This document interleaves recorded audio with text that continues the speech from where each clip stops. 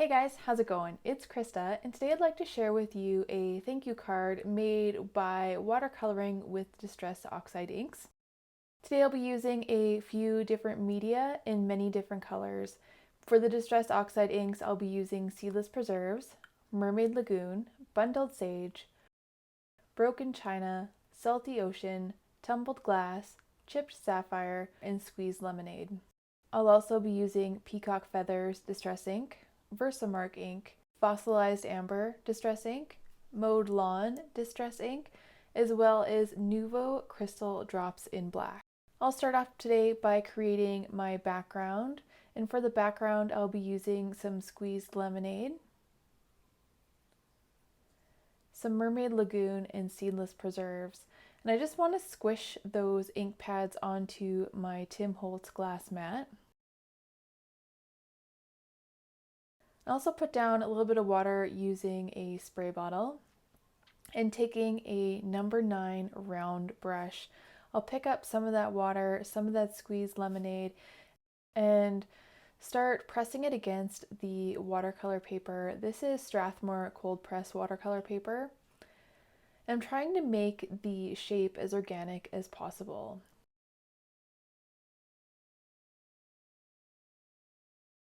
After cleaning off my brush, I'll come in with a little bit of water and Mermaid Lagoon, and I want to make sure to overlap the squeezed lemonade and Mermaid Lagoon a little bit. As I put down the pigment, my aim is to have alternating thicknesses on each side. So the Mermaid Lagoon will be thicker on the right hand side and kind of trail off to the left, and when I come in with the Seedless Preserves underneath, my wedge will be thicker on the left and kind of taper off to the right just a little bit. And as the Seedless Preserves is mixed with that Mermaid Lagoon, it makes this really nice sort of purpley color. And again, I'm trying to have that thicker wedge of Seedless Preserves on the left hand side. I initially didn't pick up as much water when placing down the Seedless Preserves as I would have liked, and it left this rather harsh line of pigment. So just to smooth that out, I'll come in with some clean water and just soften out those edges. And when I add the water to the Distress Oxide ink, it kind of pushes that pigment away. And you may notice that the paper is starting to curl, and that's okay. I could have prevented this by taping it to a drawing board prior to my painting. Alternatively, I'm going to dry this and I'm going to flatten it another way. So don't worry if your paper starts to curl and you don't have a drawing board to tape it down to. I felt like the Mermaid Lagoon was just a little bit too blue where the Squeezed Lemonade and Mermaid Lagoon met. After the oxide ink has had a little bit of a chance to dry, I want to come in with a little bit more squeezed lemonade to make where the colors overlap a little bit more green. And if there are areas that you want to have a little bit more saturated, once that watercolor paper has had a chance to dry, you can definitely come in with the same color and add more of the pigment on top to intensify that color. Because remember, these pigments will lighten slightly as they dry.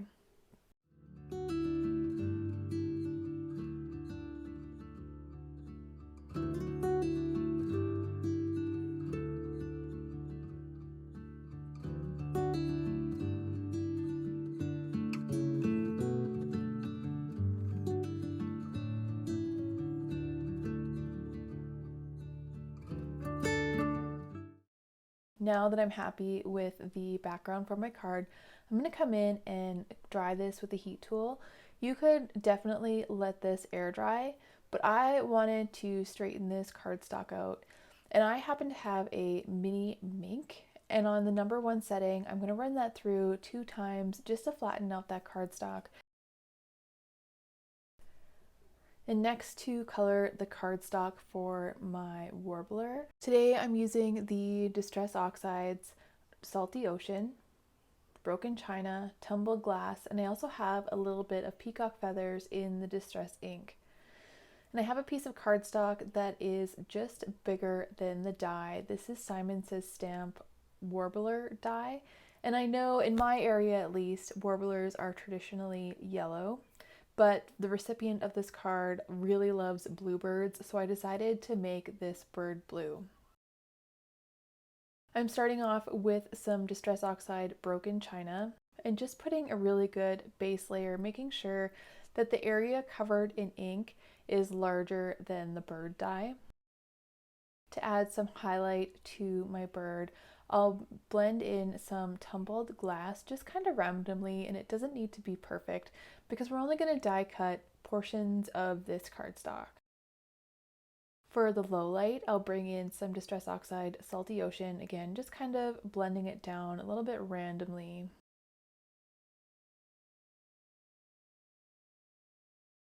And finally, just to add a little bit of variation, I'll add some Peacock Feathers Distress ink. The thing that I like about using inks to create my colored cardstock is that it's not monotone. I find that when using just colored cardstocks that I purchase, they're a little bit too flat, they're a little bit too monochromatic for my taste, when things in nature are never just one solid color with no variation. This die also cuts out some feet as well as a beak, and I don't want that to be blue, so I'm just kind of eyeballing the size of cardstock that I need to capture both the feet and the beak. And I'll come in with some squeezed lemonade and create a base. Using squeezed lemonade in both the background as well as a portion of the bird will help tie the elements of the card together.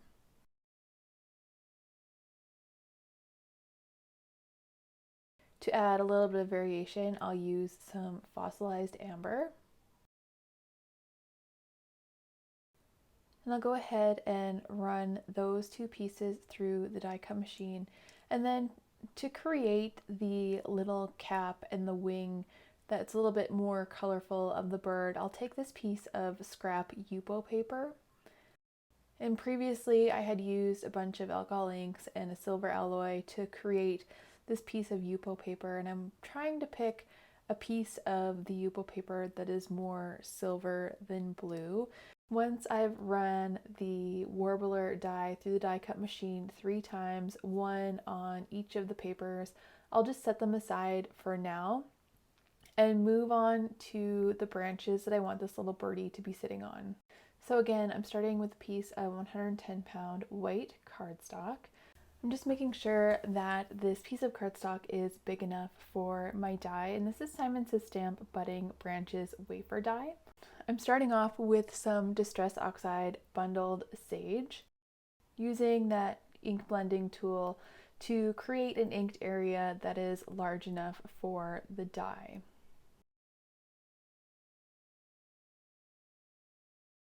To add a bit of a highlight, I'll come in with some Distress Oxide Twisted Citron.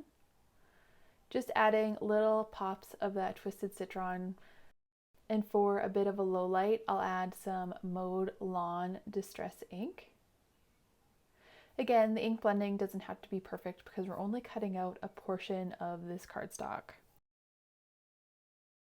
Once that's dry, I'll run that through the die cut machine as well. And I just want to die cut all of my elements before I start putting this together. And for the sentiment, I chose the die of the word you from Simon Says Stamp. And I'll cut that from aluminum holographic cardstock. I picked this up at my local craft store. I'll run that through the die cut machine as well. And with all of my die cut elements complete, I want to start finding the placement before I glue them down. And now that I've found the placement of the elements, I haven't adhered them down yet. I'll come in with some clear, clean water and a number 4 round brush. And I'm just painting with that water some hearts around the bird and the sentiment. And the great thing about the Distress Oxide inks is that they're water reactive. So adding water to these inks will kind of push the pigment away from where the water is, and it'll leave kind of like a bokeh effect of a heart in its place. And I want to make sure that when I move between the colors that I clean off my brush in between because the brush will pick up some of the pigment. This card is actually for my mom, and one of the things that we like to do together is we like to look for hearts in everyday life. We've seen them in the shapes of trees, sometimes in ice patterns, clouds, oddly enough, a rainbow, things like that.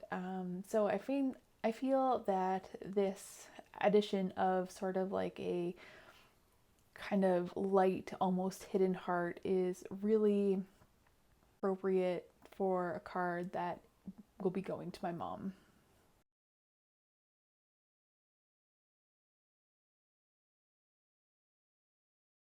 Once I have painted the number of hearts that I would like, I'll take a clean paper towel and press it over those hearts.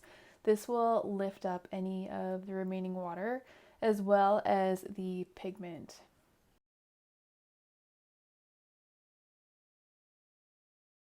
I decided I wanted to give these hearts a little bit of sparkle. So I came in with a Aqua Nuvo shimmer pen in glitter gloss. And I'll just lightly go over each of these hearts. And the thing about the glitter pen is, especially in this application, you don't want to press too firmly, that making that pen release that glitter, because you could potentially end up with a glob of glitter on your background.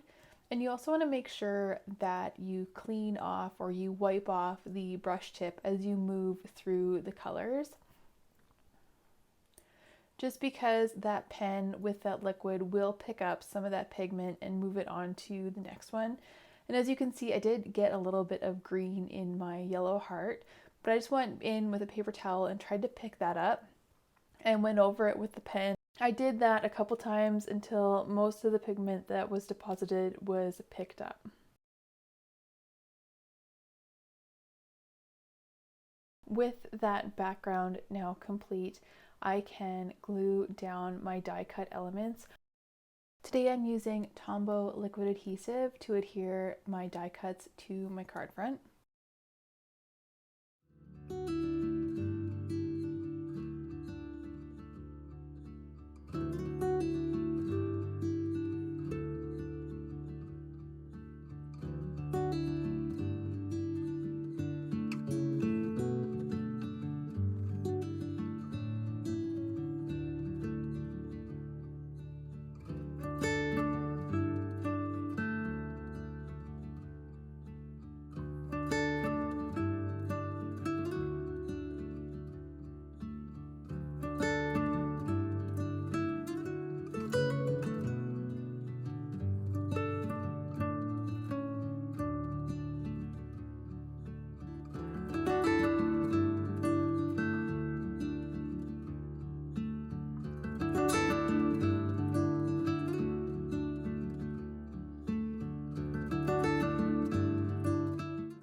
Before I can adhere the bird to the card front, I have to glue the bird together. These die cuts are really easy to assemble.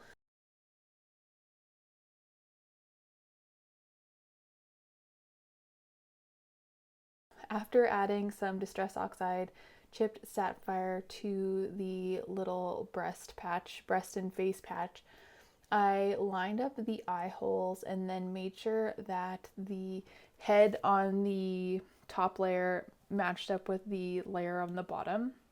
The tip of his little cap fits nicely in with the head and throat patch.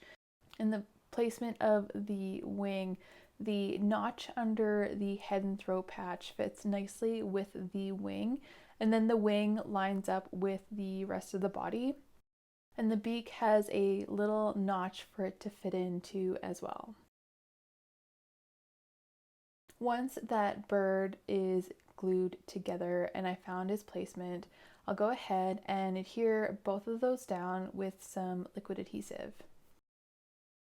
After adding liquid adhesive, I'll place an acrylic block on top just to put some weight on top of it, because with all those layers, the bird and the branches do tend to want to curl up. I chose the Thank to go with my U from Simon Says Stamp You Matter Clear Stamp Set. And I chose today to emboss that on a piece of black cardstock using a stamping tool. And I just cut a strip of black cardstock. After I found the alignment of my stamp and picking it up with the door of the stamping tool, I prepared the cardstock for embossing first by wiping off any of the little debris or little dusties with a dedicated paintbrush, and then coming in with a dryer sheet just to eliminate any static. I then inked up my stamp with some Versamark ink and closed that door over. And over a piece of scrap cardstock, I added some Ranger white embossing powder before setting that with a heat tool.